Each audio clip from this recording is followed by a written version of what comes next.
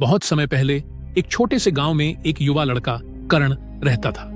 वह हमेशा अपनी आंखों में नए खजाने और रहस्यों की खोज में रहता था।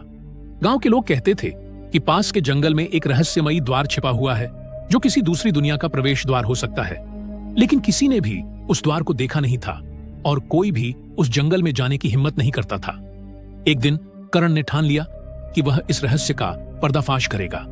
उसने अपने माता पिता से चुपके से अनुमति ली और जंगल की ओर निकल पड़ा। जंगल में प्रवेश करते हुए उसने महसूस किया कि जैसे ही वह भीतर बढ़ता गया, वातावरण में अजीब सी शांति छा गई थी। हवा में हल्की सी महक और दूर से आती चिरपिंग की आवाजें उसे और भी जिज्ञासु बना रही थीं। कुछ घंटे बाद करण को अचानक एक पुराना जंगला हुआ द्वार दिखाई दिया।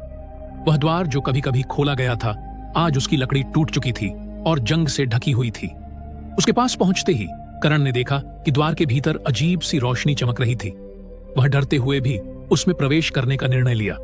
जैसे ही वह द्वार के भीतर गया, उसे अचानक एक पूरी अलग दुनिया का एहसास हुआ। सामने एक विशाल महल था और चारों ओर अलग अलग रंगों की आकाशी रोशनी फैली हुई थी। करण को यह सब असली या सपना सा लग रहा था। महल के भीतर जाने पर उसने देखा कि यहाँ के लोग और वातावरण पूरी तरह से अलग थे।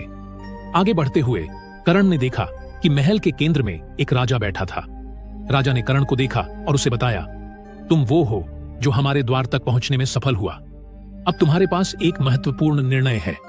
करण ने उत्सुकता से पूछा, क्या निर्णय है?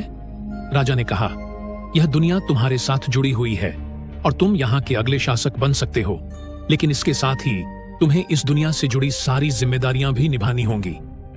करण को यह निर्णय मुश्किल लगा, लेकिन उसने अपनी जिज्ञासा और साहस के साथ जवाब दिया, मैं तैयार हूं, अगर यह मेरी नियति है। राजा ने मुस्कुराते हुए उसे महल का राजा बना दिया और उसी दिन से करण ने दोनों दुनियाओं में संतुलन बनाए रखने की कसम खाई।